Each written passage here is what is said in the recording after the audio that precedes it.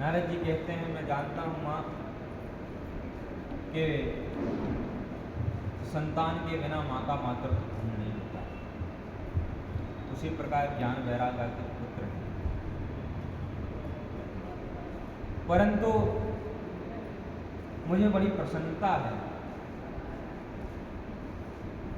कि भगवान के परम धाम जाने के बाद आज भी कलयुग में आप वृंदावन जैसी जगह पर इस प्रकार नवयुवती बनकर नाच रही हो। धन्य है वृंदावन, धन्यम वृंदावन तेना भक्ति नृत्य यत्र च। जो भक्ति इस प्रकार से नृत्य कर रही है वृंदावन, धन्य है वृंदावन की भूमि। देवी, मैं आपको वचन देता हूँ कि आपके पुत्र जिस अवस्था में थे उसी अवस्था में मैं नवयुवक बना दूंगा। भक्ति मैया कहती है, नारद जी, अगर मेरे दोनों पुत्र फिर से स्वस्थ नहीं हुए तो मैं वृंदावन छोड़कर के विदेश चली जाऊँ। नारद जी कहते हैं, माँ, जिसको भी देखो सब विदेश जाने की तैयारी में है। आप वृंदावन छोड़कर के विदेश में, आप वृंदावन में आनंद लो, हो आनंद से झूमो नाचो। मैं आपको वचन देता हूँ कि मैं आपके दोनों पुत्रों को स्वस्थ करूंगा।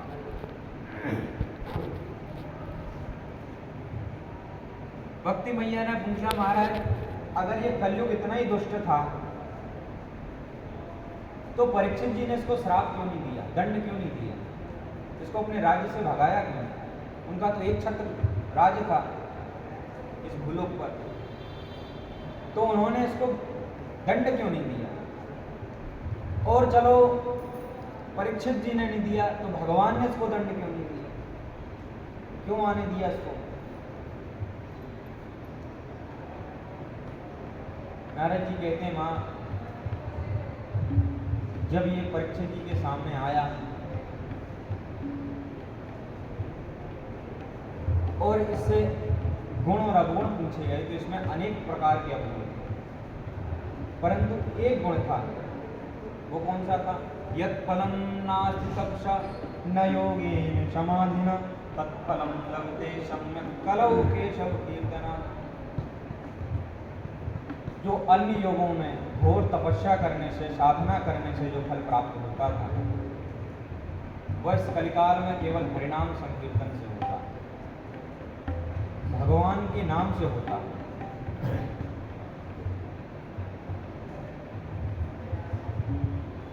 तो जो फल अपन को बड़े बड़े यज्ञ करने से मिलता था, तपस्या करने से, हजारों साल की जब तपस्या चलती थी, जब जाकर के कहीं भगवत प्राप्ति होती थी, परंतु इस कलिकाल में केवल भगवान नाम से प्राप्ति होगी। कलयुग केवल हरि गुण गाहा गावत नर पावहि होता। केवल भगवान के नाम से मुक्ति मिलेगी। तो परीक्षित जी ने जब ये गुण देखा तो इस गुण पर मोहित हो गए, तो इसको 4 स्थान दिए, और जब 4 में नहीं माना तो 5वां स्वर्ण में स्थान दिया। नारद जी महाराज ने खूब समझाया भक्ति मैया को। भक्ति मैया का आधा दुख तो दूर हो गया। भक्ति मैया गदगद होकर के नारद जी महाराज की स्तुति गाना प्रारंभ कर दिया। जयति जगति मायां यस्य कायाधवस्ते वचन रचनमेकं केवलं चाकलय्या ध्रुवपदमपि यातो यत्कृपातो ध्रुवोऽयं सकल कुशल पात्रं ब्रह्मपुत्रं नतास्मि।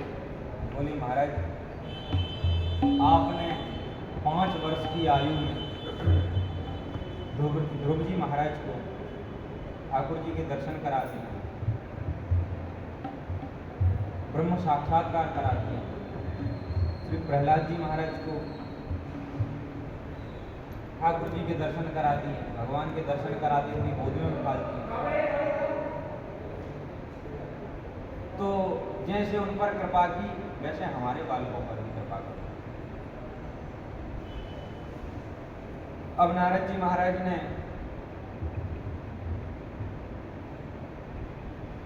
अपना प्रयास प्रारंभ किया उनको स्वस्थ करने के लिए।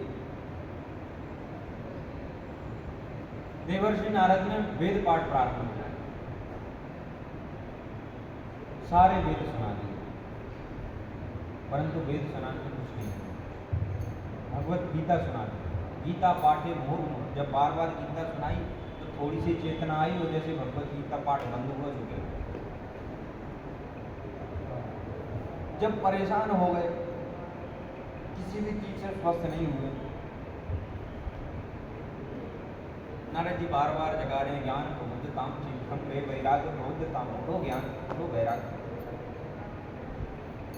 नहीं उठे। बहुत प्रत्ययन करने पर जब लाभ नहीं हुआ तो उद्यम सफलस्तेयम भविष्यति न संशय, आकाशवाणी नारद जी उद्यम था। नारद जी बोले उद्यम कैसा होगा? उद्यम क्या है? बोले सत्कर्म करो। और आकाशवाणी लो। अब नारद जी सोच रहे हैं कि आकाशवाणी ने बात तो स्पष्ट की नहीं, केवल ये कहा कि सत्कर्म करो। अब सत्कर्म कैसा हो? क्या सत्कर्म करो? बोले बताएगा कौन? बोले कोई संत बताए, संतों की खोज में ये कौन सा संत बताए? बोले जब आकाशवाणी ने आज्ञा की है कोई संत ही सत्कर्म को बताएगा तो चलते हैं सत्कर्म की ओर, पूछते हैं संतों से। अब नारद जी महाराज जैसे ही संतों को पता लगता कि नारद जी महाराज उनसे सत्कर्म के बारे में पूछने आने वाले हैं, तो कोई तो मौन का बहाना ले लेता, कोई इधर उधर हो जाता, कोई समाधि लगा कर बैठ जाता, कुछ चेलाओं से कह देता कि महाराज अभी यज्ञ में व्यस्त है, अभी नहीं मिलेंगे। इस प्रकार से सब लोग टाल देते। कुछ मिलते नारद जी के सामने तो कहते हैं महाराज आप मानस को, आप हमसे आकर के पूछते हैं कि सत्कर्म किसे कहते हैं? अरे आप लोगों को हम जैसे संत क्या बता पाएंगे सत्कर्म किसे कहते हैं? तो महाराज इस प्रकार में सत्कर्म खोज रहे हैं नारद जी महाराज, और वह ढूंढते ढूंढते जब उनको कहीं शांति नहीं मिली तो नारद जी ने सोचा अब सीधे बद्रीनाथ की ओर चलते हैं, जहाँ भगवान नर नारायण नित्य निवास करते हैं। ऐसी विशालापुरी बद्रीनाथ में मेरा समाधान अवश्य होगा। तो महाराज मैं वहाँ से बद्रीनाथ की ओर चला और मेरी आप चारों भाइयों से तो अब कृपा करके बताइए कि सत्कर्म किसे कहते हैं? चारों भाई सनक सनंदन सनातन सनत कुमार चारों बड़े मुस्कुराए, जोर जोर से हंसे। बोले नारद जी क्या बात करते हो? इतनी छोटी सी बात, इतना चिंतन, इतने चिंतित किस बात के लिए?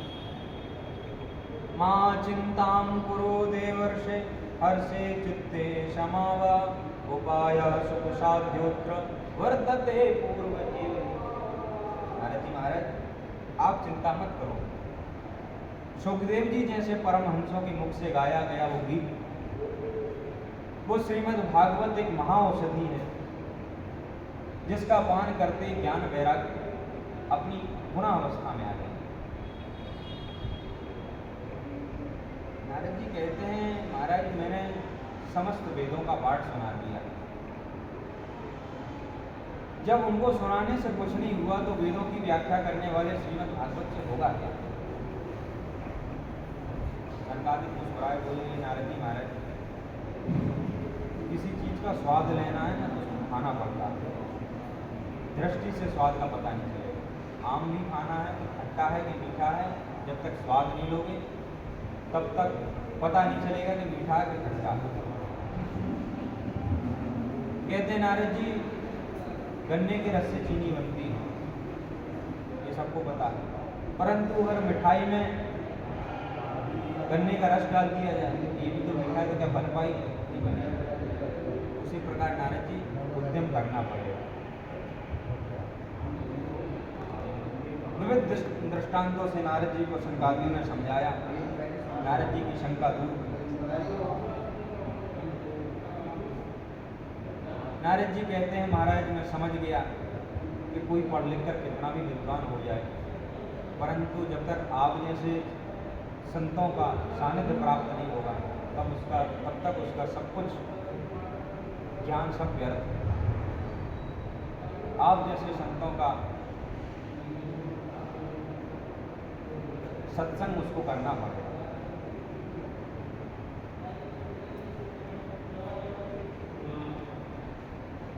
परंतु आप जैसे संतों का सानिध्य मिलता है कहाँ, तो कोई करना भी नहीं चाहता।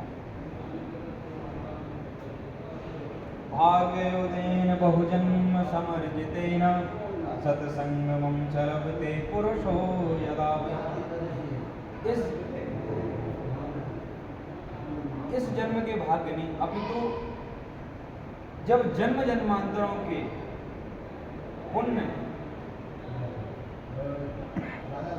पुण्यों का भाग्योदय होता है, तब जाकर के आप जैसे संतों के दर्शन वश प्राप्त होते हैं। सत्संग करना तो बहुत दूर की बात है। वो स्वामी तुलसीदास जी कहते हैं, बिनु सत्संग विवेक न होई, राम कृपा बिनु सुलभ न सोई। आवत वेगी सर अति कठिनाई, राम कृपा बिनु आई न जाए। तो महाराज आप जैसे महापुरुषों का संग करना पड़ेगा। नारद जी बोले, महाराज मेरा परम सौभाग्य है कि मुझे आप जैसे संतों के दर्शन प्राप्त हुए। अब मैं इस भगवत संहिता को श्रवण करना चाहता हूँ।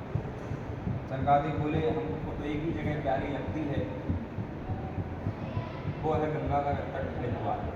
हरिद्वार पर कथा करेंगे, जिसमें सभी लोग ऊपर से भी आ जाए, नीचे से सब लोग कथा का श्रवण का लाभ मिले।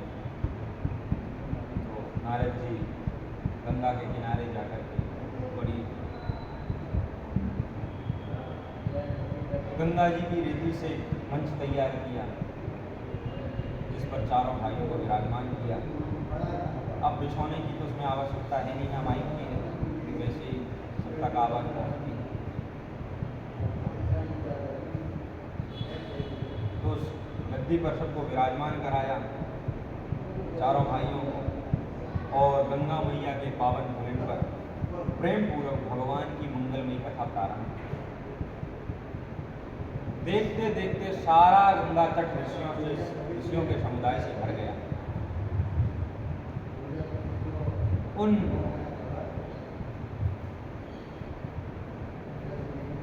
सभी पावन संतों के मध्य सनकादियों ने कथा करना प्रारंभ किया।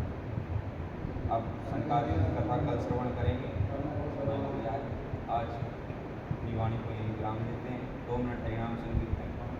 राधे गोविंद गोविंद गोपाल नंदलाल, राधे गोविंद गोविंद हे गोपाल नंदलाल, राधे गोविंद गोविंद गोपाल नंदलाल, राधे गोविंद गोविंद हे गोपाल नंदलाल, हे गोपाल नंदलाल, हे गोपाल नंदलाल, गोपाल नंदलाल, हे गोपाल नंदलाल, राधे गोविंद गोविंद गोपाल नंदलाल, राधे गोविंद गोविंद हे गोपाल नंदलाल। श्री सर्वेश्वर भगवान की जय, राधा माधव भगवान की जय, आनंद मनोहर भगवान की जय, मुरली मनोहर भगवान